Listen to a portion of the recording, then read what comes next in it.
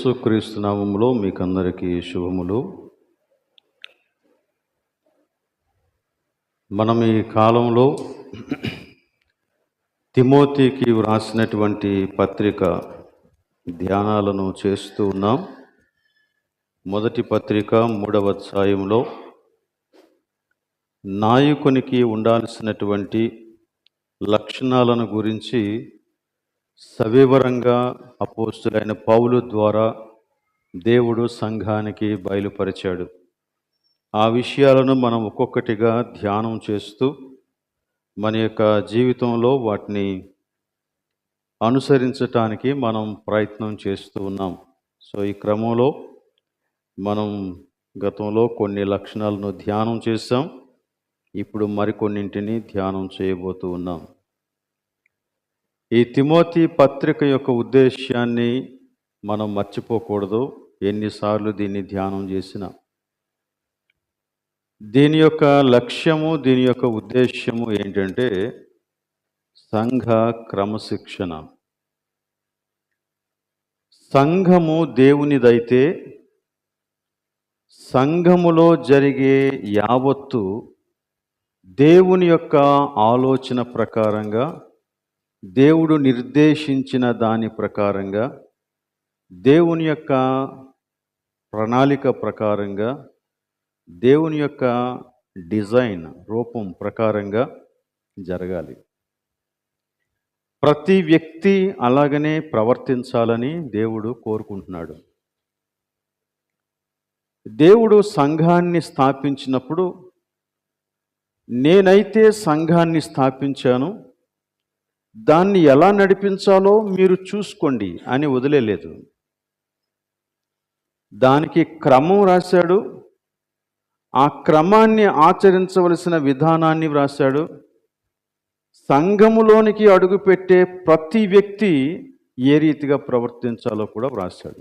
అందుకనే ఈ పత్రికలు చాలా ప్రాముఖ్యమైనవి మన యొక్క ఆధ్యాత్మిక జీవిత ఎదుగుదలకు.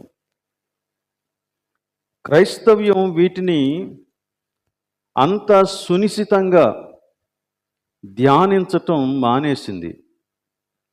ఎంతవరకు క్రైస్తవ్యం దేవుని దగ్గర నుంచి లేక దేవుని సన్నిధిలోంచి కోరుకుంటుంది అంటే, నేను ప్రార్థన చేస్తాను, నువ్వు నన్ను దీవించు అన్నంతవరకే కోరుకుంటుంది. కాబట్టి వాక్య ధ్యానాలైనా సహవాసాలైనా అలాగే ఉండాలన్నది వారి యొక్క అభిలాష. కానీ దేవుడు అలా కోరుకోవట్లేదు. అసలు దేవుడు నువ్వు ప్రార్థన చేస్తే నేను ఆశీర్వదిస్తాను, నువ్వు వాక్యం చదివితే నిన్ను ఆశీర్వదిస్తాను, నువ్వు ఆలయానికి వస్తే నిన్ను ఆశీర్వదిస్తాను అని ఎక్కడ చెప్పలేదు.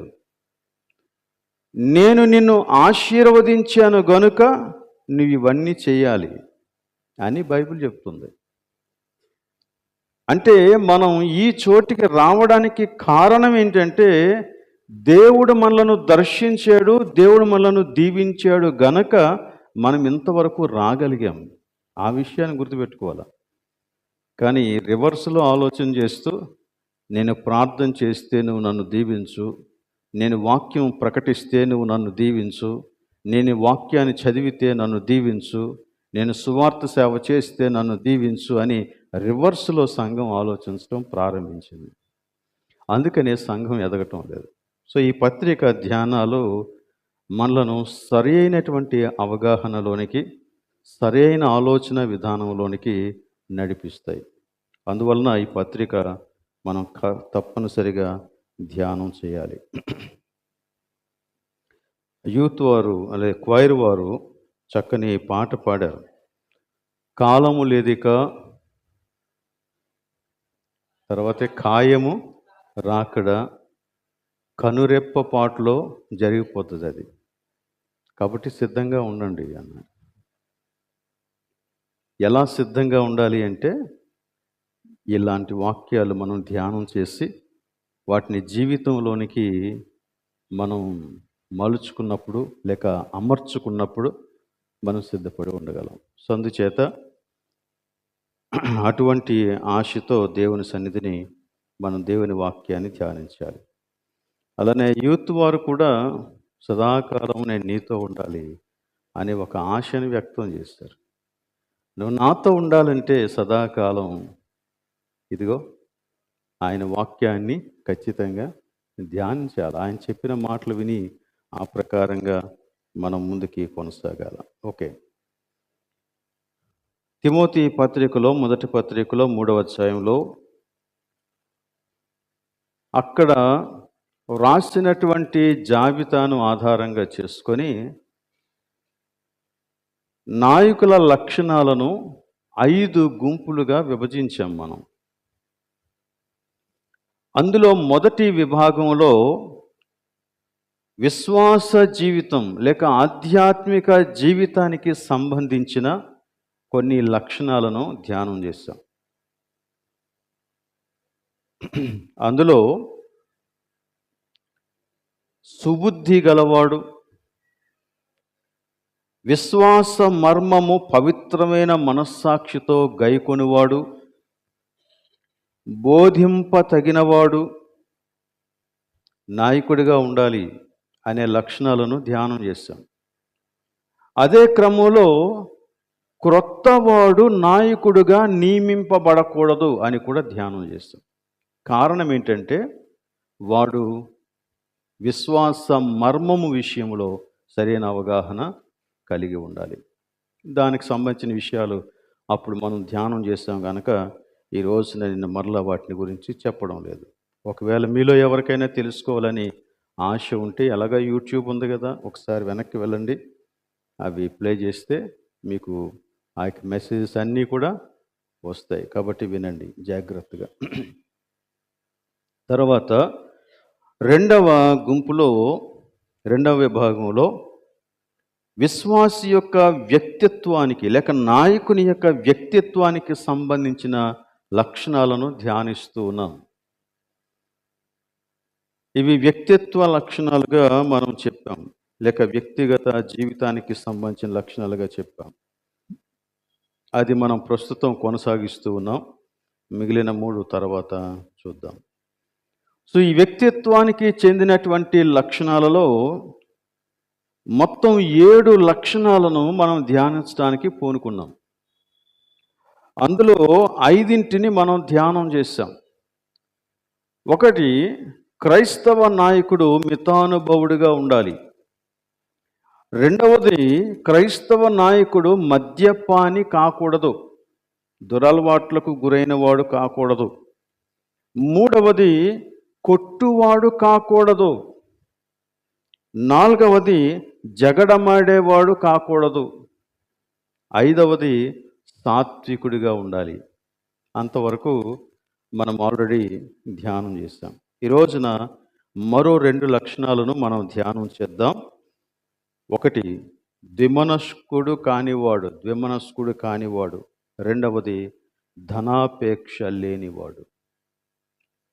ఈ 2 లక్షణాల్లో బహుశా ద్విమనస్కుడు కానివాడు అనే లక్షణం మీద కొంచెం ఎక్కువ సమయాన్ని మనం స్పెండ్ చేస్తాం. అలానే ధనాపేక్ష లేనివాడు అనే లక్షణాన్ని కూడా ఈ రోజున మనం ధ్యానం చేద్దాం.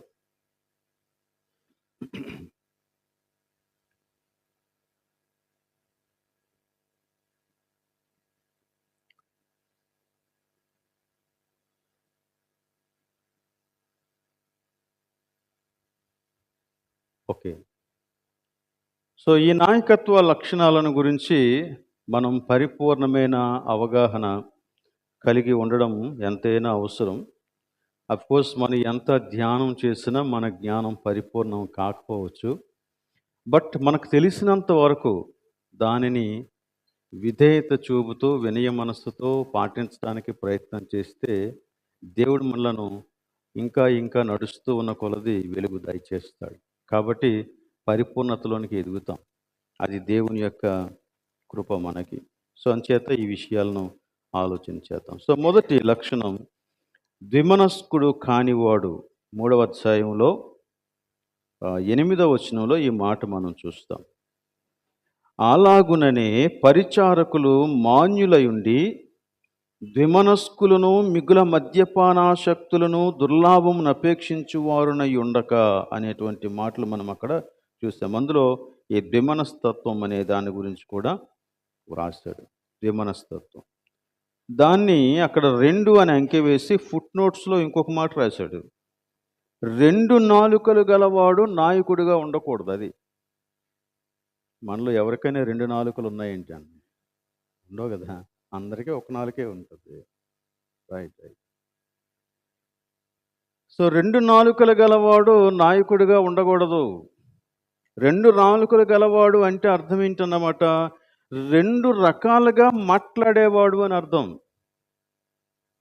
2 రకాలుగా మాట్లాడేవాడు. 2 రకాలుగా మాట్లాడేవాడు అంటే అర్థం ఏంటంటే, మాట స్థిరం లేనివాడు.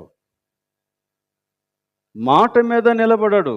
లేక ఇక్కడ నీకొక మాట చెబితే మరలా ఇంకో దగ్గరికి వెళ్ళినప్పుడు ఇంకొక వ్యక్తికి అదే విషయాన్ని ఇంకొక రీతిగా చెప్తాడు. ఇంకొక మాట చెప్తాడు. వీరు మాటలు మార్చేవారు. మాటలు మార్చేస్తారు. అనగా పొంతన లేని మాటలు మాట్లాడతాడు. అరే నువ్వు ఇందాక ఇలా చెప్పావు కదా అంటే దానికి దీనికి ఏం సంబంధం ఉండదు. పొంతన లేని మాటలు మాట్లాడతారు. ఇదంతా అసలు ఎందుకు కలుగుతూ ఉందంటే స్వచ్ఛమైనటువంటి స్వభావము లేనందుచేత కలిగేటువంటి లక్షణం ఇది. ఇది నాలుక యొక్క దోషము అనే కంటే స్వభావం యొక్క దోషం ఇది. స్వభావాన్ని బట్టి నీ నాలుక మాట్లాడుతూ ఉంది. ఏదైతే నీ మనస్సులో నిండి ఉంటుందో అదే బయటకు వస్తుందంట. కాబట్టి ఇది స్వచ్ఛమైనటువంటి స్వభావము లేనందుచేత కలిగినటువంటి లక్షణం ఇది. మనస్సులో ఒకటి, బయట మరొకటి. మనస్సులో ఒకటి, బయట మరొకటి. దీనిని ఇంకా సింపుల్గా ఒక్క మాటలో మనం చెప్పుకోవాలంటే యథార్థత లోపించినవాడు. యథార్థత లోపించినటువంటి వాడు. యథార్థత లోపించినటువంటి వాడు ద్విమనస్కుడు. యథార్థత లోపించినటువంటి వాడు 2 నాలుకలు గలవాడు. యథార్థత లోపించినటువంటి వాడు మాట స్థిరత్వం లేనివాడు. యథార్థత లోపించినటువంటి వాడు పొంతన లేని మాటలు మాట్లాడుతూ అప్పటికప్పుడే మాటలు మార్చేసేవాడు. యథార్థమైనటువంటి స్వభావం లేనివాడు స్వచ్ఛమైనటువంటి స్వభావం లేనివాడు కాబట్టి వాడికి యథార్థంగా మాట్లాడడం చేత కాదు. ఇది యథార్థత యొక్క లోపం. మనకు శరీరంలో కొన్ని విటమిన్లు లోపిస్తే శరీరం యొక్క తత్వం మారిపోతుంది. అలాగనే నీ ఆధ్యాత్మిక జీవితంలో కూడా యథార్థత అనేది లోపిస్తే నీ స్వభావం మారిపోతుంది. క్రీస్తు యొక్క స్వభావానికి లేక క్రీస్తు యొక్క స్వరూపంలో ఎదగటానికి అదొక పెద్ద బండరాయిలాగా మిగిలిపోతుంది. నువ్వు ఎదగలేవు ఆధ్యాత్మికంగా. కాబట్టి యథార్థత అనేది మనకి చాలా అవసరం. మనుష్యులలో దేవుడు కోరేటువంటి లేక దేవుడు అత్యధికంగా ఇష్టపడేటువంటి లక్షణం ఏదైనా ఉంది అంటే యథార్థతే. యథార్థతను గురించి ఈ రోజున మనం ఒక కీర్తన చదివాం, ఒక పాట పాడాం. ఆ కీర్తన ఆ పాట 2 ఒకటే. కీర్తనలో 5 చరణాలు ఉన్నాయి, ఆ పాటలో కూడా 5 చరణాలే ఉన్నాయి. మీరు గమనించండి. యథార్థతను గురించి వ్రాస్తూ ఉన్నాడు. అక్కడ కీర్తన 15వ కీర్తన ప్రారంభిస్తూ ఏమిటంటే నీ గుడారములో అతిథిగా ఉండదగిన వాడెవడు? ప్రశ్న. రెండవ ప్రశ్న, నీ పరిశుద్ధ పర్వతం మీద నివసింపదగిన వాడెవడు అని చెప్పి క్రిందన దానికి సమాధానం చెప్పాడు. మొదటి వచనం లేక మొదటి చరణం లేక మొదటి వచనం ప్రశ్నలైతే మిగిలిన 4 వచనాలు దానికి సమాధానం. మీరు దాన్ని ఒకసారి చూడండి. ఆ కీర్తన 15వ కీర్తన ఆ 5 చరణాల్లో యథార్థవంతుని యొక్క లక్షణాలను గురించి చాలా చక్కగా వ్రాశాడు. యెహోవా నీ గుడారములో అతిథిగా ఉండదగిన వాడెవడు, నీ పరిశుద్ధ పర్వతం మీద నివసింపదగిన వాడెవడు అని పెట్టి, యథార్థమైన ప్రవర్తన కలిగి నీతిని అనుసరించుచు హృదయపూర్వకముగా నిజము పలుకువాడే. చూసారా, యథార్థతకిని పలుకుకిని సంబంధాన్ని కుదిర్చాడు. రెండు నాల్కల ధోరణి యథార్థత యొక్క లక్షణం కాదు. యథార్థవంతుడు నిజము పలుకుతాడు. నిజం ఎప్పుడు ఒకటే ఉంటుంది. అబద్ధాలకు రూపాలు ఎక్కువ, చాలా ఉంటాయి, కానీ నిజం ఎప్పుడు కూడా ఒకటే. సో దేవుడు యథార్థవంతుని ఎంతగా ఇష్టపడుతూ ఉన్నాడో చూడండి. అసలు దేవుని యొక్క సన్నిధిలో ఎవరైనా నివసించటానికి యోగ్యుడు అంటే ఇలాంటి వ్యక్తే యోగ్యుడు అని చెప్తున్నాడు అన్నమాట. యథార్థవంతుడు. ఈ యథార్థవంతుని గురించి అసలు అతని యొక్క ప్రవర్తన తీరు ఎలా ఉంటుందో కూడా మాట్లాడాడండి. ఏం మాట్లాడాడు? అతడు నీతిని అనుసరిస్తాడు. మొదటి విషయం, అతడు నీతిని అనుసరిస్తాడు. రెండవది, అతడు నిజము పలుకుతాడు. అది ఎలా పలుకుతాడో తెలుసా? హృదయపూర్వకంగా నిజం పలుకుతాడు. హృదయపూర్వకంగా నిజం పలుకుతాడు. ఇంకేమన్నాడు? అట్టివాడు నాలుకతో కొండెములాడడు, అబద్ధాలు చెప్పడు, కాని మాటలు చెప్పడు, తన చెలికానికి కీడు చేయడు, తన పొరుగు వాని మీద నింద మోపడు, అతని దృష్టికి నీచుడు అసహ్యుడు. నీచుడు అంటే దుష్ట కార్యాలు, నీచ కార్యాలు చేసేవాడు నీచుడు. అతడు యెహోవా యందు భయభక్తులు గల వారిని సన్మానించును. దేవుణ్ణి ప్రేమించేవారంటే అతడు ఎక్కువ ప్రేమిస్తాడంట.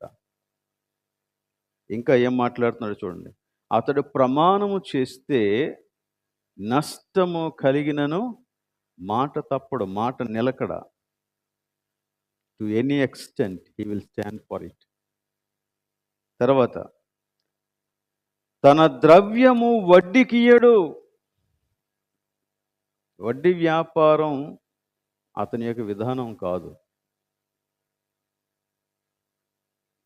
నిరపరాధిని చెరుపుటకై లంచము పుచ్చుకొనడు. నిరపరాధిని చెరుపుటకై లంచం పుచ్చుకొనడు. ఈ మాట చదివినప్పుడు నాకు ఇంకొకటి వచ్చింది. అదేంటంటే, అంటే మంచి చేయటానికి లంచం తీసుకోవచ్చా అని.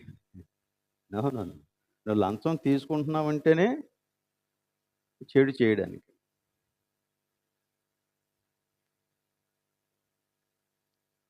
నెక్స్ట్, ఈ ప్రకారము చేయువాడు ఎన్నడను కదల్చబడడు. ఇది యథార్థత యొక్క లక్షణం. సో దేవుని సన్నిధిలోనికి మనం వచ్చినప్పుడు ఈ విషయాలను గురించి ఎంతగా ఆలోచించాలో చూడండి. ఈ విషయాలను గురించి. సో దివనస్కుడు దేవుని యొక్క సన్నిధిలో, దేవుని యొక్క సంఘములో నాయకుడిగా ఉండడానికి తగినవాడు కాడు. ఇది మనం మొదట చెప్పుకున్నట్టు నాయకులు అని సైడ్ హెడ్డింగ్ పెట్టి లక్షణాలన్నీ రాశాడు కాబట్టి ఇవి నాయకులకే చెందుతాయండి, విశ్వాసులకు చెందవు అని చెప్పటానికి లేదు. విశ్వాసులందరికీ చెందేటువంటి లక్షణాలే నాయకులకి కూడా చెందుతాయి. అయితే నాయకులకు ప్రత్యేకంగా ఎందుకు చెప్పాడంటే, ఒకవేళ విశ్వాసి తొట్రుపడినా, వాటిని నిర్లక్ష్యం చేసినా దాని యొక్క ప్రభావం వేరుగా ఉంటుంది. నాయకుడే గనక ఈ విషయాలలో తొట్రుపడితే, తప్పు చేస్తే, లేక ఈ లక్షణాలను నిర్లక్ష్యం చేస్తే సంఘం అంతా పాడైపోతుంది. కనుక విశ్వాసులందరూ నడిచేటువంటి యోగ్యమైనటువంటి ప్రవర్తన విషయంలో ఇంకా ఒక అడుగు ముందే ఉండాల నాయకుడు. అందుకనే నాయకుని గురించి మాట్లాడినప్పుడు ఈ విషయాల్ని మరి విశేషంగా నొక్కి చెప్పాడన్నమాట. అందుచేత యథార్థత అనేది దేవుడు ఇష్టపడేటువంటి లేక దేవుడు మెచ్చినటువంటి లక్షణాలలో ఒక ప్రధానమైనటువంటి లక్షణం. దీనికి మనకి ఒక ఉదాహరణ యోబు జీవితాన్ని మనం పరిశీలన చేస్తే, యథార్థతకి మారుపేరులా కనపడతాడు. దేవుడు యోబులో మెచ్చినటువంటి లక్షణం యథార్థతే. దీని గురించి దేవుడు చాలాసార్లు మాట్లాడాడు. చూడండి, యోబు ఇంట్రొడక్షన్‌లోనే 1:1లో 1వ అధ్యాయం 1వ వచనంలో యోబుని గురించి మాట్లాడినప్పుడు, ఊజు దేశమునందు యోబు అని ఒక మనుష్యుడుండెను. అతడు యథార్థవర్తనుడు. అది మొట్టమొదటి లక్షణం. యోబును గురించి చెప్పినటువంటి మొదటి లక్షణం ఇదే. మొదటి విశేషణం ఇదే. అతడు యథార్థవర్తనుడు, న్యాయవంతుడినై ఉండి దేవుని యందు భయభక్తులు కలిగి చెడుతనము విసర్జించినవాడు. ఆ తర్వాత యోబును గూర్చి పరిచయం చేసినప్పుడు, ఆ తర్వాత తన యొక్క కుటుంబాన్ని పరిచయం చేశాడు. ఆ తర్వాత ఆస్తిని పరిచయం చేశాడు. ఆ తర్వాత అతడు అనునిత్యము చేసేటువంటి బలులను గురించి చెప్పాడు. దట్స్ ద లాస్ట్ వన్, బలి. మొట్టమొదట అతని యొక్క వ్యక్తిత్వ లక్షణాలను గురించి మాట్లాడాడు. యోబు ఎవరో తెలుసా? యోబు యథార్థవర్తనుడు. యోబు యథార్థవర్తనుడు. అలాగనే మొదటి అధ్యాయంలోనే 8వ వచనంలో దేవుడు యోబును గూర్చి ఒక సాక్ష్యం చెప్పాడని. అందుకు యెహోవా, నీవు నా సేవకుడైన యోబు సంగతి ఆలోచించవా? అతడు యథార్థవర్తనుడును న్యాయవంతుడునై దేవుని యందు భయభక్తులు కలిగి చెడుతనము విసర్జించిన వాడు. ఇది ఇంకొక మాట, భూమి మీద అతని వంటి వాడు ఎవడునూ లేడు. యోబులో దేవుడు చూపిస్తున్నటువంటి అత్యున్నతమైన ఒక లక్షణం. గత వారం కాదు, ఆ ముందు వారం సాత్వికాన్ని గురించి మనం ధ్యానం చేస్తూ ఉన్నప్పుడు మోషేను చూపించాడు. మోషేను చూపించి ఏమిటంటే, భూమి మీద ఉన్నవారందరిలో మిక్కిలి సాత్వికుడు మోషే. ఇప్పుడు భూమి మీద ఉన్నటువంటి వారందరిలో యథార్థవర్తనుడు ఎవరు అంటే యోబు. వీరిద్దరూ కూడా అవుట్ స్టాండింగ్ అన్నమాట. దేవుని దృష్టిలో యథార్థవంతుడిగా కనపడడం అనేది అది నిజంగా గొప్ప ధన్యకరమైనటువంటి విషయం. ఇంకో దగ్గర కూడా 2వ అధ్యాయంలో కూడా మరలా చెప్పాడు. దేవుడే చెప్పాడు. దేవుడు ఇచ్చిన సాక్ష్యం 2వ అధ్యాయం 3వ వచనం.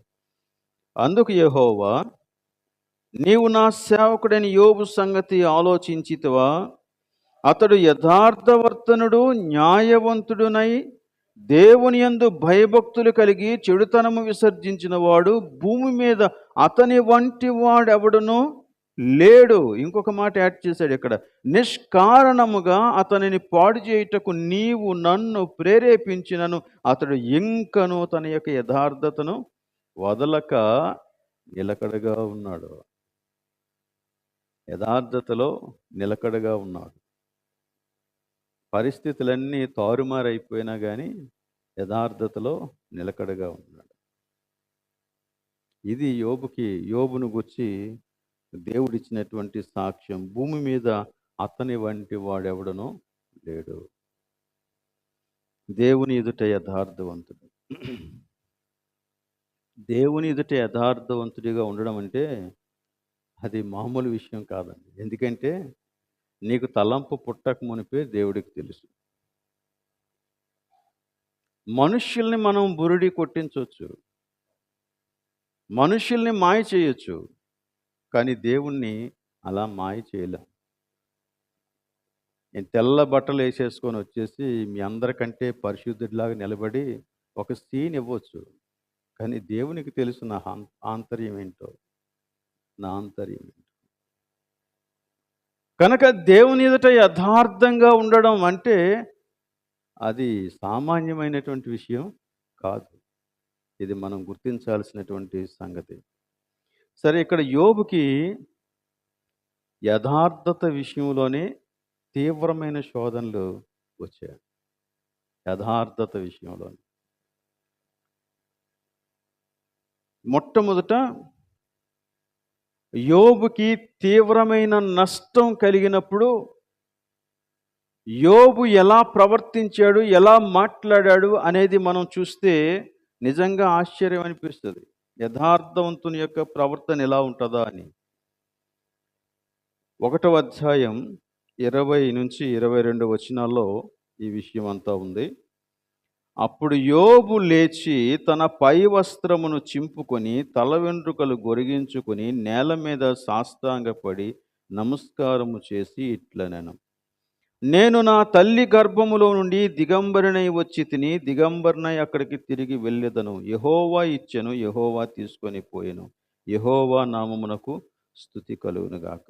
ఈ సంగతులలో ఏ విషయమందును యోబు ఏ పాపమును చేయలేదు, దేవుడు అన్యాయం చేసినని చెప్పలేదు. పరిస్థితి తీవ్రమైన నష్టాన్ని ఎదుర్కొన్నాడు. అది ఎంత నష్టం అంటే తన ఆస్తి అంతా పోయింది. తన యొక్క పిల్లలందరూ చనిపోయారు ఒకే రోజున. అందరూ అన్ని వైపుల నుండి వచ్చి ఇదిగో ఇలా జరిగింది, ఇదిగో ఇలా జరిగింది, ఇదిగో ఇలా జరిగింది అంటే అసలు తనకి ఆలోచించటానికి కూడా సమయం దొరకలే. ఇంకా మాట్లాడుతుండగా ఇంకొకడు వచ్చాడు నష్టాన్ని ఇలా జరిగిందని చెప్పడానికి. ఇంకా మాట్లాడుతుండగా ఇంకొకడు వచ్చాడు ఇలా జరిగిందని చెప్పడానికి. అప్పుడు యోబు చేసినటువంటి కొన్ని పనులు, ఫస్ట్ థింగ్ ఏం చేశాడంటే సాష్టాంగపడి నమస్కారం చేశాడు. సాష్టాంగపడి నమస్కారం చేసి ఇలా అన్నాడు: యెహోవా ఇచ్చెను, యెహోవా తీసుకొని పోయెను, యెహోవా నామమునకు స్తుతి కలుగునుగాక. ఎక్కడ శత్రువు గురించి మాట్లాడినట్టుగా కనపడదు అసలు. ఇంకొకటి, యోబు పాపము చేయలేదు, దేవుడు అన్యాయము చేశానని చెప్పలేదు.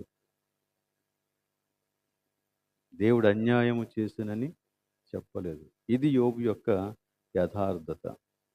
తన జీవితంలో తీవ్రమైన నష్టాన్ని ఎదుర్కొన్నప్పుడు యథార్థవర్తనుడైన యోబు ప్రవర్తించినటువంటి తీరు ఇది. రెండో విషయం ఇంకోటి ఉంది. తీవ్రమైన శ్రమలు వచ్చాయి ఇప్పుడు అతనికి. తీవ్రమైన అనారోగ్య పరిస్థితులు వచ్చాయి ఇప్పుడు. తన యొక్క శరీరం అంతా కుళ్ళిపోయింది. ఎంత భయంకరంగా కుళ్ళిపోయిందంటే తాను గోక్కోటానికి కూడా వీలు లేనంతగా చిల్లపెంకి పెట్టుకున్నాడంట.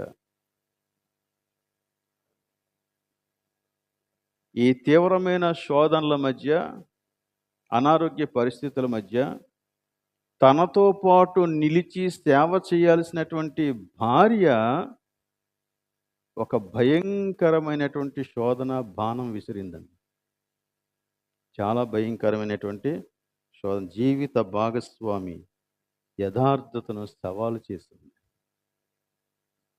2వ అధ్యాయం 9వ వచనం: నీవు ఇంకను యథార్థతను వదలకయుందువా? దేవుణ్ణి దూషించి మరణం కమ్ము. చచ్చిపోవయ్యా. ఇంకొక విషయం మాట్లాడొచ్చు కదా. యోబు భార్య డైరెక్ట్గా యోబు యొక్క యథార్థతని సవాలు చేసింది. నువ్వు ఇంకా యథార్థతను వదలవా? ఏం బ్రతుకు నీ బ్రతుకు అన్నట్టుగా. చచ్చిపో, దేవుణ్ణి దూషించు. అపవాది యొక్క లక్ష్యం ఇదే యోబు విషయంలో. అపవాది యొక్క లక్ష్యానికి యోబు యొక్క జీవిత భాగస్వామి సాధనమైపోయింది. కొన్నిసార్లు ఇది చాలా విచిత్రంగా ఉంటుందండి. మన జీవిత భాగస్వామి మన యొక్క యథార్థతను శంకిస్తూ, మన యొక్క యథార్థతకు సవాలు విసురుతూ ఉంటే అది ఎంత భయంకరంగా ఉంటుందో. భార్య కావచ్చు, భర్త కావచ్చు. ఎవరో నీ యథార్థతను గురించి తప్పుగా మాట్లాడారంటే అది వేరే విషయం. కానీ సొంత జీవిత భాగస్వామి అప్పటికి యోబుకి పెళ్ళి చాలా కాలం అయిపోయింది. ఎందుకు? కుమారులున్నారు, కుమార్తెలున్నారు, ఆళ్ళకి పెళ్ళిళ్ళయిపోయాయి. ఎంతకాలం సహచర్యం చేసిన తర్వాత జీవిత భాగస్వామి ఒక శ్రమలో తనకు ధైర్యాన్ని చెప్పటానికి బదులు తన విశ్వాసాన్ని వీగిపోయేలాగానే చేసేటువంటి మాటలు మాట్లాడడం అనేది చాలా భయంకరం. కానీ యోబు దాన్ని ఎదుర్కొన్నాడు.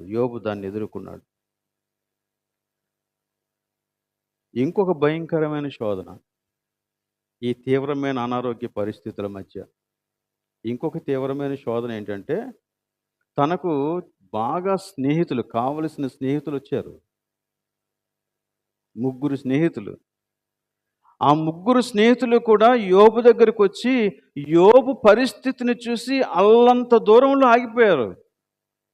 ఆగిపోయి యోబుని గుర్తుపట్టలేక రాలేక దగ్గరకొచ్చి 7 రోజులు ఒక్క మాట మాట్లాడకుండా మౌనంగా కూర్చున్నారంటండి. అంటే ఆ బాధ ఎంత తీవ్రంగా ఉందో ఆలోచించండి. యోబు యొక్క ముగ్గురు స్నేహితులు 7 రోజులు ఏమీ మాట్లాడలేని పరిస్థితిలో ఉండిపోయారు. కానీ తర్వాత మాట్లాడారండి. మాట్లాడి ఎలా ఛాలెంజ్ చేశారో చూడండి. 4వ అధ్యాయం 6వ వచనం. నీ భక్తి నీకు ధైర్యము పుట్టింపదా?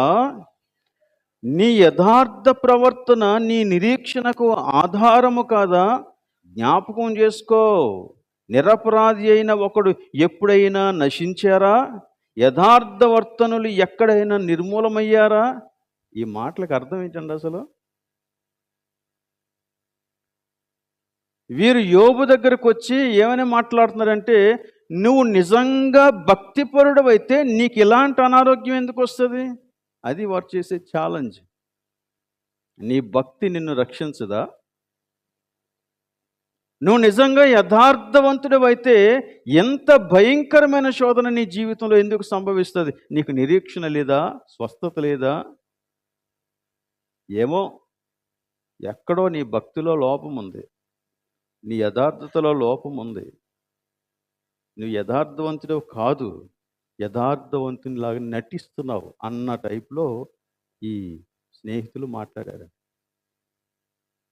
యోబు యొక్క గుండె పగిలి ఉంటుంది ఆ రోజున. ఎందుకంటే తనతో అనేక సంవత్సరాలు సహచర్యం చేసినటువంటి వ్యక్తి యోబుని అలా దూషిస్తూ ఉంటే ఒక విషయం. మరొకటి, యోబును చూడ్డానికి పలకరించటానికి వచ్చినటువంటి స్నేహితులు యోబుతో మాట్లాడినప్పుడు, లేదు యోబు, నీ భక్తిలో తేడా ఉంది, నీ యథార్థత సరైనది కాదు అని చెప్తా ఉంటే యోబు యొక్క గుండె పగిలిపోయి ఉంటుంది. అయితే దేవునికి స్తోత్రం, యోబు ఈ 2 శోధనలకి సరైనటువంటి సమాధానమే చెప్పాడండి.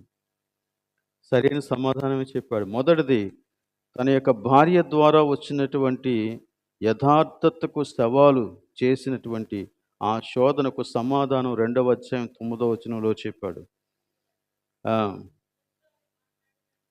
10వ వచనం. అందుకు అతడు, మూర్ఖురాలు మాట్లాడినట్టు నేను మాట్లాడుతున్నావు. మనము దేవుని వలన మేలు అనుభవించుదుమా? కీడును మనము అనుభవింప తగదా? ఈ సంగతులలో ఏ విషయమందును యోబు నోటి మాటతోనైనను పాపము చేయలేదు. సో యోబు కరెక్ట్గా గెస్ చేశాడండి. ఇది తన భార్యలో నుండి వచ్చింది కాదు, ఎక్కడో తేడా ఉంది. మూర్ఖురాలు మాట్లాడినట్టు మాట్లాడుతున్నావు నువ్వు. దేవుని సంగతులను గ్రహించని వ్యక్తిలాగా మాట్లాడుతున్నావు నువ్వు. దేవుని యొక్క నమ్మకత్వాన్ని, దేవుని యొక్క విశ్వాస్యతను ఎరగని స్థితిలో ఉండి మాట్లాడుతున్నావు. దేవునికి వ్యతిరేకమైన వ్యక్తిలాగా మాట్లాడుతున్నావు నువ్వు, మూర్ఖురాల్లాగా. అంటే నీలోనికి వచ్చిన ఈ అభిప్రాయం నీది కాదు. ఇదిగో అపవాది నీలో దీనిని రేకెత్తించాడు. కొన్నిసార్లు మనకి తెలియకుండానే మనం అపవాది యొక్క చేతిలో సాధనమైపోతాం. యేసుక్రీస్తుతో వెన్నంటి ఉన్నటువంటి పేతురు కూడా ఒకసారి అలాగనే అయిపోయాడు. ఏదో యేసుక్రీస్తు యొక్క క్షేమం కోరినట్లు యేసుక్రీస్తుతో మాట్లాడుతున్నాడు. ప్రభువా, ఎప్పటికీ నీకు ఇలాంటి శ్రమ రాకూడదు అని. వెంటనే యేసుక్రీస్తు వెనక్కి తిరిగి పేతురుని పేతురు అని సంబోధించలేదు, సాతానా అని సంబోధించాడు. మనలో యథార్థత ఉంటే శోధన ఎక్కడి నుండి వస్తూ ఉందో దాని మూలం ఏంటో మనకు తెలుస్తుందని. అప్పుడు మనం సరైన సమాధానం చెబుతాం. మనలో యథార్థత లేకపోతే మనం దాని యొక్క మూలాన్ని తెలుసుకోం కాబట్టి ఆ మాట మాట్లాడిన వ్యక్తి మీద దాడి చేస్తాం.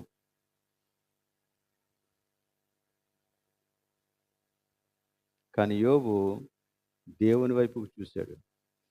దేవుడు ఇంతకాలం మన జీవితంలో మేలు చేశాడు, ఇప్పుడు కీడు జరుగుతుంది, ఇట్స్ ఓకే, ఇది దేవునికి తెలియంది కాదు. యోబు అంట తన నోటి మాటతో కూడా పాపం చేయలేదంట. కొన్నిసార్లు కొంతమంది కొన్ని అనకూడని మాటలు మాట్లాడేసి, పాస్టర్ గారు నేను ఇలా మాట్లాడుతున్నానని మీరేమనుకోవద్దు, నా గుండెలో బాధ అలా ఉందండి అంటారు. నీ గుండెలో బాధ అలాగనే ఉంది నాకు తెలుసు, కానీ నువ్వు బాధకి బానిసవు కాదు కదా అలా మాట్లాడడానికి. ఎవరైనా నిన్ను బాధ పెడితే, ఎవరైనా నిన్ను శోధిస్తే, ఎవరైనా నిన్ను శ్రమ పెడితే ఆ శ్రమకు లొంగిపోయే వ్యక్తివి కాదు కదా నువ్వు దేవుని బిడ్డవు కదా. కాబట్టి నువ్వు బాధలో నుంచి ఎందుకు మాట్లాడతావు? దేవునిలో నిలబడి మాట్లాడు. దేవునిలో నిలబడి మాట్లాడితే నీవు నోటి మాట ద్వారా కూడా పాపం చేయని స్థితికి యథార్థవంతుడవుగా ఎదుగుతావు ఖచ్చితంగా. సో యోబు చేసినటువంటి పని అదే, యోబు యొక్క యథార్థత అది. ఓకే, అలాగనే తన స్నేహితులు తనను శోధించినప్పుడు కూడా చాలా అద్భుతమైనటువంటి సమాధానాన్ని చెప్పాడు. 27వ అధ్యాయం 5-6 వచనాల్లో దానికి సంబంధించిన విషయం ఉంది. యోబు గ్రంథం 27:5-6 నేను చదువుతానులేండి. మీరు చెప్పినది న్యాయమని నేనేమాత్రము ఒప్పుకోను. ఈ మాట చెప్పటానికి చాలా ధైర్యం ఉండాల. మీరు చెప్పినది న్యాయమని నేనేమాత్రం ఒప్పుకోను, మరణమగు వరకు నేనెంత మాత్రమును యథార్థతను విడువను. ఇది నా లైఫ్ లాంగ్ కమిట్మెంట్, యథార్థత అనేది. యోబు అదే చెప్పాడు. నేను ఒకవేళ ఇదే శ్రమలో ఇలాగనే కొనసాగి చచ్చిపోతాను కానీ యథార్థత మాత్రం వదలను నేను. నా 3 స్నేహితులారా మీరు తెలుసుకోండి అని వారితో మాట్లాడతాడు. ఇంకా ఏం మాట్లాడు చూడండి. నా నీతిని విడువక గట్టిగా పట్టుకొందును, నా ప్రవర్తన అంతటి విషయంలో నా హృదయము నన్ను నిందింపదు, నా మనస్సాక్షికి కల్మషము తోచని జీవిత విధానాన్ని నేను నేర్చుకున్నాను అన్నాడు అన్నమాట. అందుకనే యోబు అంత ధైర్యంగా ఉన్నాడు. బహుశా దీన్ని బట్టనేమో యథార్థవంతులు సింహము వలె ధైర్యముగా ఉందరు. ఎవరో మాట్లాడిన మాటలకు వారు భయపడిపోరు, ఎవరో నిందించిన నిందలకు వారు కృంగిపోరు. యథార్థవంతులు సింహం వలె ధైర్యముగా ఉందరు. వారు నిలబడతారు. They stand straight and they stand still. So ఈ యథార్థత క్రైస్తవునికి చాలా అవసరం. సో యోబు తన యొక్క స్నేహితులతో కూడా మాట్లాడి ఇదే విషయాన్ని చెప్పాడు. సో అపవాది యొక్క లక్ష్యం యథార్థతను యోబు వదిలేయాలని, దేవుని యందు భయభక్తులు మానుకోవాలని అపవాది ఈ బాణాలని సంధిస్తే యోబు దేవుని యొక్క సన్నిధిలో స్థిరంగా నిలవబడ్డాడు. ఈ యథార్థతను గురించి మీరు బైబిల్లో ఇంకా చాలా రెఫరెన్సెస్ ఉన్నాయి, చాలా ఉదాహరణలు ఉన్నాయి. మీరు ధ్యానం చేయండి. దేవుడు నిజంగా మన మనస్సులను, మన హృదయాలను, మన ఆధ్యాత్మిక జీవితాలను బలపరుస్తాడు. మనం దేవుని ఎదుట ఖచ్చితంగా నిలవగలం. యథార్థత ఉంటే నువ్వు దేనికి భయపడాల్సిన పని లేదు. దేనికి భయపడాల్సిన పని లేదు. దేవుడు నీతో ఉంటాడు. ఆ తర్వాత మొత్తం అంతా మాట్లాడేసిన తర్వాత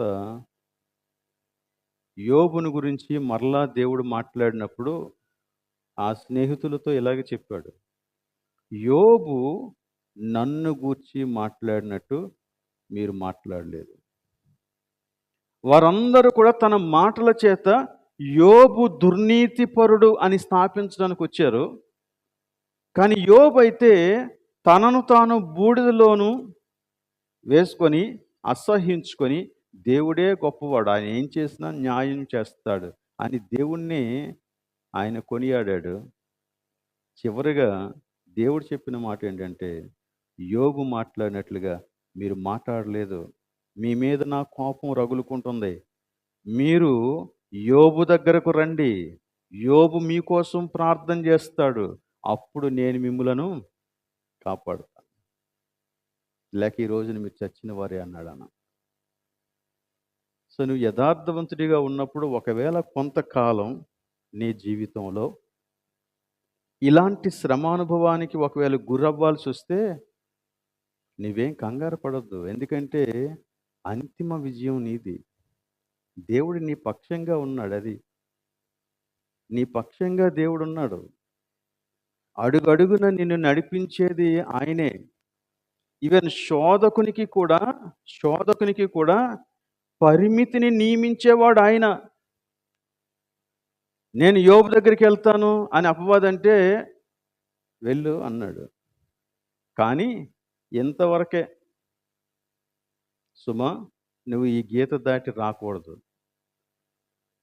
అంటే శోధకుడు కూడా దేవుడు నియమించినటువంటి పరిధిని దాటి నీ జీవితాన్ని తాకలేడు. దేవునికి మహిమ కలుగును గాక. మరి అలాంటప్పుడు నీవు కానీ నేను కానీ ఎందుకు భయపడాలా? స్థిరంగా ఉందాం. భయపడితే ఏం జరుగుద్దంటే మనము జీవించే మంచి జీవితాన్ని కూడా ధైర్యంగా జీవించలేము. భయపడితే ఏం జరుగుద్దంటే మనం మాట్లాడాల్సిన మంచి మాటలు కూడా తడబాటు పడతాయి. తద్వారా మనం నష్టపోవడం సంగతి అలా ప్రక్కన పెట్టండి, మనతో ఉన్నవారందరూ నష్టపోతారు. ఎందుకంటే వారికి దేవుని మార్గం అర్థం కాదు. కనుక యథార్థత దేవుడు మనకి నియమించినటువంటి అతి ప్రాముఖ్యమైనటువంటి లక్షణాల్లో ఒక లక్షణం. దానికి యోబు ఒక మంచి ఉదాహరణగా మన ఎదుట నిలబడుతున్నాడు. రెండవది ధనాపేక్ష. నాయకుడిగా ఉండేవానికి ధనాపేక్ష ఉండకూడదు. ధనాపేక్ష అంటే ధనం అంటే ఆశ. ఆ మధ్య ఒక సామెత, డబ్బు అంటే ఎవరికి చేయదు? అందరికీ ఇష్టమే కదా. డబ్బు ఎవరికి వద్దు? అందరికీ కావాలి. అందుకని ఏం చేస్తారంటే దైవ భక్తిని కూడా లాభ సాధనంగా మార్చేసుకుంటారంట. అది కూడా ఒక బిజినెస్ చాలామందికి, భక్తి. దాన్ని తిమోతి పత్రికలో రాశాడు ఆ మాట. దైవ భక్తి గొప్ప లాభ సాధనము అనుకుంటారు కొంతమంది. అలాంటి వారి వలన వ్యర్థ వివాదాలు సంఘంలో కలుగుతున్నాయి. They love money more than people. They love money more than God. అందువలన వాళ్ళ దగ్గర నుంచి అన్ని రకాలైనటువంటి గొడవలు వస్తాయి అన్నమాట. అక్కడ ఆ విషయం చెప్పాడు తిమోతికు రాసిన మొదటి పత్రికలో 6వ అధ్యాయంలో 5వ వచనం. చెడిపోయిన మనస్సు కలిగి సత్యహీనులై దైవభక్తి లాభ సాధనం అనుకున్న మనుష్యుల వ్యర్థ వివాదములు కలుగుచూ ఉన్నవి. Be careful. 17వ శతాబ్దంలో వాల్టెర్ అనే ఒక ఏథియిస్ట్ ఉన్నాడంట. ఏథియిస్ట్ అంటే నాస్తికుడు. వాడు క్రైస్తవ సంఘాలన్నిటినీ బాగా పరిశీలించి ఒక కంక్లూజన్కి వచ్చాడు, ఒక స్టేట్మెంట్ చేశాడు. చాలా డినామినేషన్లు ఉన్నాయి, చాలా క్రైస్తవ సంఘాలు ఉన్నాయి. వీరందరూ ఇన్ని శాఖలుగా విడిపోవటానికి కారణం వారి మధ్య సిద్ధాంతపరమైన భేదాలు ఉన్నాయి అని చెప్పి అక్కడితో వదిలేదు. ఇంకొక స్టేట్మెంట్ చేశాడు. కానీ డబ్బు విషయంలో అందరిది ఒకటే సిద్ధాంతం అన్నాడండి. ఏథీస్ట్ చెప్పాడు, మనం లోపలుండి చూస్తున్నాం, వాడు బయట నుండి చూసినా మనం లోపలుండి చూసినా సిద్ధాంతం అలాగనే కనబడుతుంది. సిద్ధాంతం అదే. అందరూ రాబడి కోసమే చూస్తున్నారు, అందరూ డబ్బుల కోసమే చూస్తున్నారు, అందరూ కూడా వారి యొక్క ధనాన్ని పెంచుకోవటానికే ప్రయత్నం చేస్తున్నారు. That's the only strategy, only doctrine, true everywhere. అటువంటి పరిధిలోనికి మనం దిగజారిపోకూడదు, ఆ చట్టంలోనికి మనం వెళ్ళిపోకూడదు. సో ధనాపేక్ష సంఘంలో వ్యర్థ వివాదాలను రేపుతుంది. అయితే ఒక వ్యక్తిగా, ఒక విశ్వాసిగా నీకు నాకు ఇక్కడ ఇచ్చినటువంటి కొన్ని సూచనలు నేను మీకు గబగబా తెలియచేసి ముగించేస్తాను. ధనాపేక్షణ గురించి నేను మరీ ఎక్కువగా చెప్పను, ఎందుకంటే మీకు తెలుసు కాబట్టి. ఇక్కడ చెప్తున్న సంగతులు కొన్నిటిని చూద్దాం. 6వ వచనం నుంచి 8వ వచనం వరకు మనం గమనిస్తే, తిమోతి మొదటి పత్రిక 6వ అధ్యాయం 6 నుంచి 8 వచనాల్లో సంతుష్టి సహితమైన దైవ భక్తిని నువ్వు కలిగి ఉండాలి అని చెప్పాడని. సంతుష్టి సహితమైన దైవ భక్తి అంటే సంతృప్తిగా జీవించు, దేవుని యందు భయభక్తులు కలిగి దేవుడు నీకు ఇచ్చిన దానిలో సంతృప్తిగా జీవించు, అసంతృప్తిని కనుపరచొద్దు. నీవు అసంతృప్తికి గురైతే ఆటోమేటిక్గా ధనాపేక్ష నీలోనికి ప్రవేశిస్తుంది. కాబట్టి సంతుష్టి సహితమైనటువంటి దైవభక్తిని ఆచరించాలి, అదే నీకు గొప్ప లాభ సాధనం అని దానికి కొన్ని కారణాలు చెప్పాడు. 1, మనం ఈ లోకములోనికి ఏమీ తేలేదు, వచ్చినప్పుడు నువ్వు ఎలా వచ్చావు, దీనిలో నుండి ఏమీ తీసుకొని పోలేం, వెళ్ళేటప్పుడు ఎలా వెళ్తాం. కాబట్టి అన్న వస్త్రములు గలవారమై ఉండి వాటితో తృప్తి పొందియుందుము. తృప్తి, అన్న వస్త్రములను కలిగి వాటితో తృప్తి పొందుదాం. సంతుష్టి కలిగినటువంటి దైవభక్తి. దేవుడు నీ కనీస అవసరాల విషయంలో నీకు సహాయం చేస్తుంది, ప్రతి అవసరాన్ని తీరుస్తుంది. కానీ మనం వాళ్ళని వీళ్ళని చూసి మనం ఇంకా ఎలా ఉన్నామేంటి అనుకుంటాం, అదే నీ అసంతృప్తి. ఇంకా అక్కడి నుంచి మన మనస్సులో బోళ్ళంతా కలవరం పెట్టుకొని సంతోషం అంతా మాయమైపోద్ది. ఇక ఏడుపు స్టార్ట్ అవుతుంది. నేనెప్పుడు ఎదుగుతాను, నేనెప్పుడు అలా ఉంటాను. ఇక ఇదే యాతన. ఈ యాతనతో మనుషులు చేసేటువంటి పనులు చాలా భయంకరంగా ఉంటాయి. వాటిని క్రింద వివరించాడు. 9, 10 వచనాల్లో ఉన్నాయి. ధనవంతులగుటకు అపేక్షించువారు శోధనలోను ఉరిలోను అవివేకయుక్తములను హానికరములునైన అనేక దురాశలలో పడుదురు. అట్టివి మనుష్యులను నష్టములోను నాశనములోను ముంచివేయును. నువ్వు పడతావు, అవి ముంచేస్తాయి.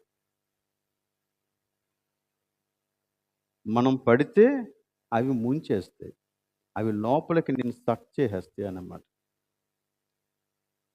అవి అంత భయంకరమైనవి. కొన్ని అడవుల్లో తిరుగుతూ ఉంటే వాటి యొక్క వేళ్ళు, ఆ తీగలు చాలా దూరం అలా ప్రాకుంటాయంట. దానికి ఏనుగు పొరపాటున తగిలినా లాగేస్తాయంట. అవి వృక్షాలే, కానీ జంతువులను తినే వృక్షాలయ్యి. అలాగా ఈ ధనాపేక్ష గనక మనలో ప్రవేశిస్తే లోకం నిన్ను అలా లాగేస్తుంది. ధనాపేక్ష శోధనలోను, ఊరిలోను, అవివేకయుక్తములను, హానికరములునైన అనేక దురాశలలో నిన్ను పడేస్తాయి. అవి నిన్ను ముంచేస్తాయి. ఈ మాటలు ఎప్పుడో 2000 సంవత్సరాల క్రితం దేవుడు సంఘానికి చెప్పాడు. కానీ ఈ రోజుకి ఈ పాఠం నేర్చుకోవట్లేదు చాలామంది. నీకున్న దానితో నువ్వు తృప్తిగా ఉండు. నీకున్న దానితో నువ్వు తృప్తిగా ఉండు. ధనాపేక్షని మనుషులు 2 రకాలుగా చూపిస్తారండి. ధనాపేక్షని మనుషులు 2 రకాలుగా చూపిస్తారు. జాగ్రత్తగా వినండి. మొదటి రకం మనకి క్లియర్‌గా కనిపిస్తారు.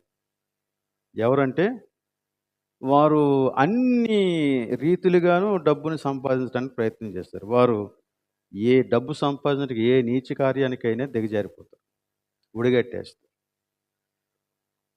రెండవ రకం వారు ధనాపేక్ష కలిగిన వారిలాగా మనకి కనపడరు, కానీ ధనాపేక్ష కలిగిన వారే. ఎలా అంటే వారు డబ్బుని సంపాదిస్తారు కానీ ఖర్చు చెయ్యరు. ఇతరుల సహాయం చేయటానికి ముందుకు రారు. వాళ్ళ ఉద్దేశం ఏంటంటే ఇది నేను ఖర్చు చేస్తే అయిపోతుంది, ఎవరికైనా సహాయం చేస్తే అయిపోతుంది, కాబట్టి నేను బేదోడిని అయిపోతాను అని ఒక లోభి గుణం వాళ్ళు ప్రదర్శిస్తారు. వారు కూడా ధనాపేక్ష కలిగిన వారే. ధనాపేక్ష కలిగిన వారే లోభత్వాన్ని కూడా కలిగి ఉంటారు. కాకపోతే ఒకడు అందరి దగ్గర దోచుకోవడానికి ప్రయత్నం చేస్తాడు, ఇంకొకడు బహుశా అందరి దగ్గర దోచుకోడు కానీ తన దగ్గర ఉన్నది మాత్రం ఎవ్వడికి ఇవ్వకుండా దాచేసుకోవడానికి ప్రయత్నం చేస్తాడు. ఇద్దరు ధనాపేక్ష కలిగిన వారే. ఈ 2 కోవలు కూడా దేవుని వాక్యంలో ఖండించబడినటువంటి కోవలు. ఇవి 2 దేవునికి ఇష్టం లేదు. ఓకే, ఇప్పుడు మనం కొంచెం ప్రాక్టికల్గా ఆలోచన చేద్దాం. నీకు వచ్చిన రాబడి నీకు నిజంగానే సరిపోవట్లేదు అనుకుందాం. అప్పుడు నేనేం చేయాలి? ధనాపేక్ష వేరు, నీ అవసరం కొరకు నువ్వు కష్టపడడం వేరు. ఈ రెంటికి చాలా తేడా ఉంది.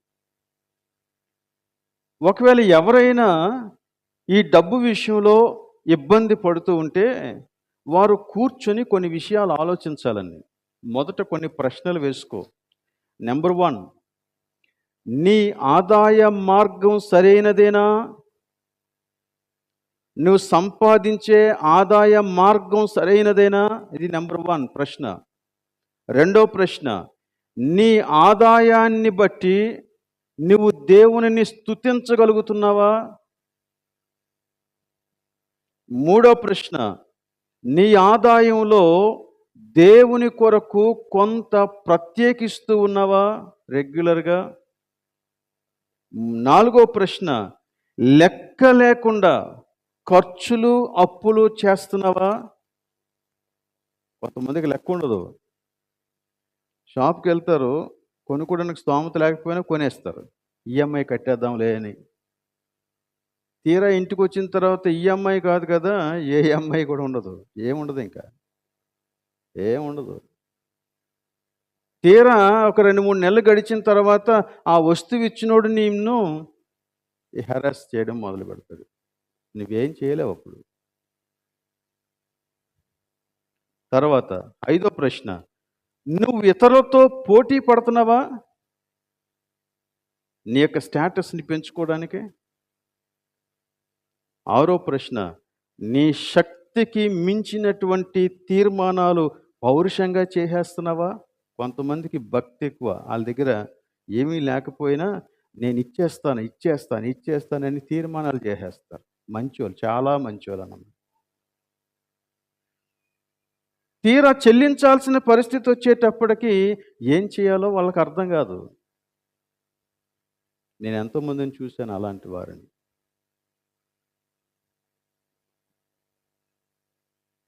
వారు మంచోళ్ళే.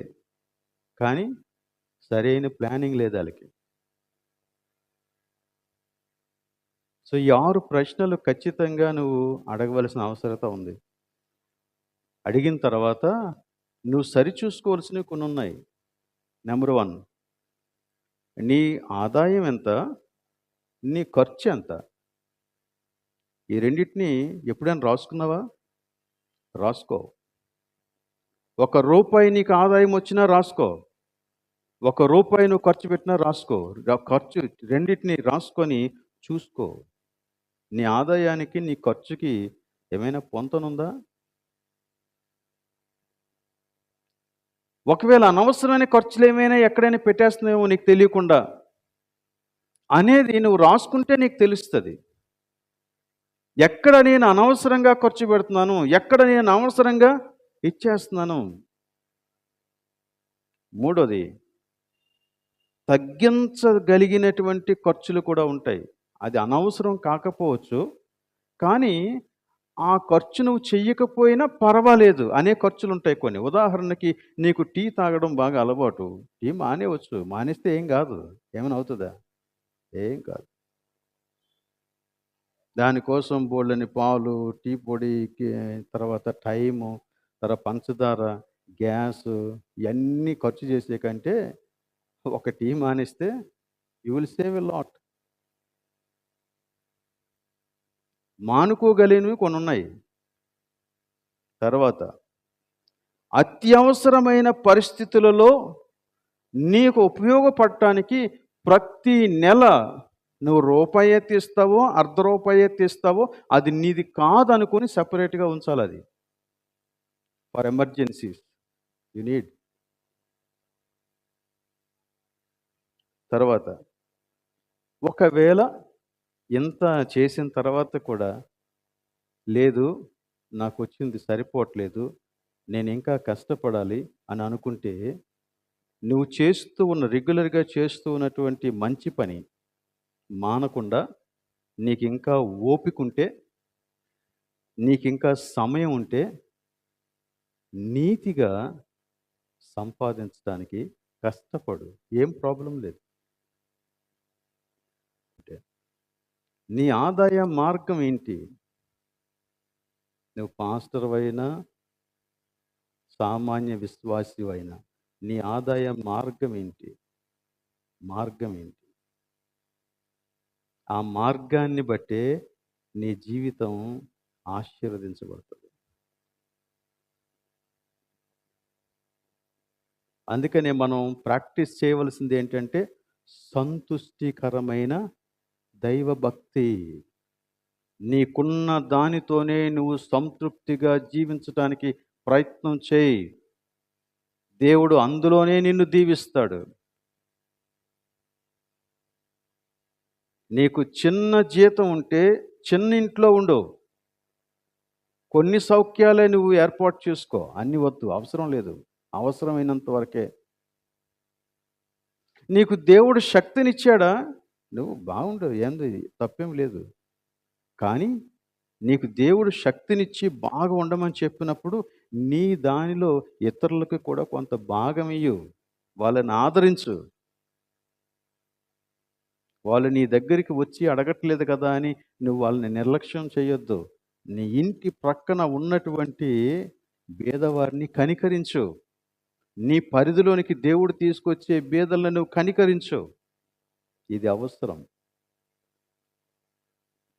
అందుకే నేను చెప్పాను, కొంతమంది డబ్బు కోసం వెంపర్లాడతారు, కొంతమంది డబ్బు ఇవ్వడానికి బిగుసుకుపోతారు. రెండు ధనాపేక్ష. అయితే నేను చేయవలసింది ఏంటి అంటే 11వ వచనం. దైవజనుడా, నీవైతే వీటిని విసర్జించి నీతిని, భక్తిని, విశ్వాసమును, ప్రేమను, ఓర్పును, సాత్వికమును సంపాదించుకొనుటకు ప్రయాసపడు. నీ సంపాదన ఇది. నీ సంపాదన, నువ్వు సంపాదించవలసినటువంటి సంపాదన విశ్వా నీతి, భక్తి, విశ్వాసము, ప్రేమ, ఓర్పు, సాత్వికము. దైవజనుడా గుర్తుంచుకో. నీవైతే వీటిని విసర్జించి అన్న చోట చిన్న అంకి వేసి కిందలో ఏం రాశాడంటే, విడిచి పారిపో, ధనాపేక్షని విడిచి పారిపో, run away, don't stay there.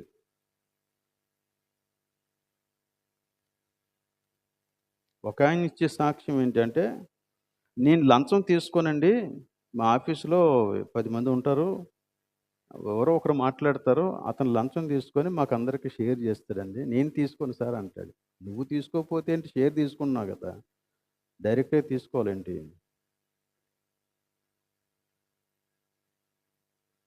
Anything it is same, it is same. So కాబట్టి ధనాపేక్ష సమస్తమైన కీడులకు మూలం. ధనాపేక్ష సమస్తమైన కీడులకు మూలం. ఈ 11వ వచనం మనం అందరం కలిసి చదువుకొని ముగించేద్దాం. 11వ వచనం మీ దగ్గర బైబిల్స్ ఉంటే అందరూ కూడా తెరవాలని నేను కోరుతూ ఉన్నాను.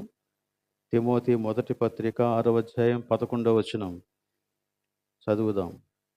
దైవజనుడా, నీవైతే వీటిని విసర్జించి నీతిని, భక్తిని, విశ్వాసమును, ప్రేమను, ఓర్పును, సాత్వికమును సంపాదించుకుంటకు ప్రయాసపడము. దేవుడి వాక్యము దీవించునుగాక. ప్రార్థన చేద్దాం.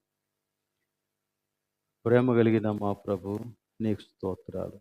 ఈ రోజున మీరు మా ఎదుట ఉంచిన ఈ 2 విషయాలను బట్టి నీకు స్తుతులు చెల్లిస్తూ ఉన్నాం.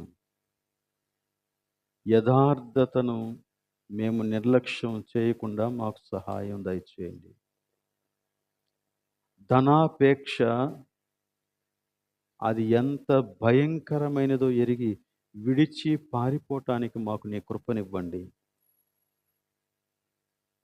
దేవా, నీవు మాకు అనుగ్రహిస్తూ ఉన్న కొలది మేము నీ కార్యాలను తలపెట్టి సంతుష్టి కలిగిన దైవ భక్తిని నేర్చుకునేలాగా మాకు సహాయం దయచేయండి. నీతి, భక్తి, విశ్వాసము, ప్రేమ, ఓర్పు, సాత్వికము అనే వీటిని సంపాదించుకోవటానికి మాకు హృదయాన్ని దయచేయండి.